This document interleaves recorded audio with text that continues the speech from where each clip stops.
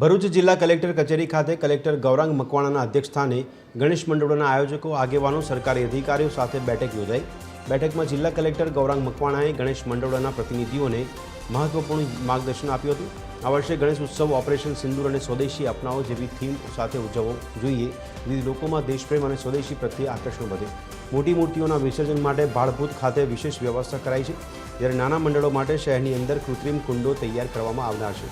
જિલ્લામાં કાયદો અને વ્યવસ્થા જળવાઈ રહે તે માટે પોલીસ વિભાગ દ્વારા પૂરતો બંદોબસ્ત પણ રાખવામાં આવનાર છે। ભરૂચ જિલ્લા પોલીસે ડીજીવીસીએલની ટીમ અને વહીવટીતંત્ર સંકલનપૂર્વક સુરક્ષાની તકેદારી રાખવા માટે આદેશ કરાયો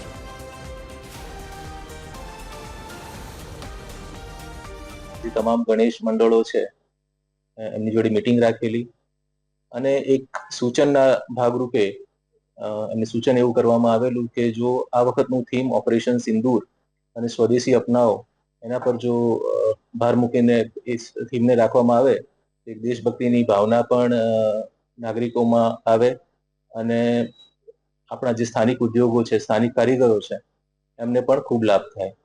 અને મને આનંદ થાય છે કે તમામ ગણેશ મંડળો જે છે એમના જે આયોજકો છે એ લોકોએ એમની હકારાત્મક એમનો અભિગમ રહ્યો છે અને એ લોકોએ સહમતિ દર્શાવી છે।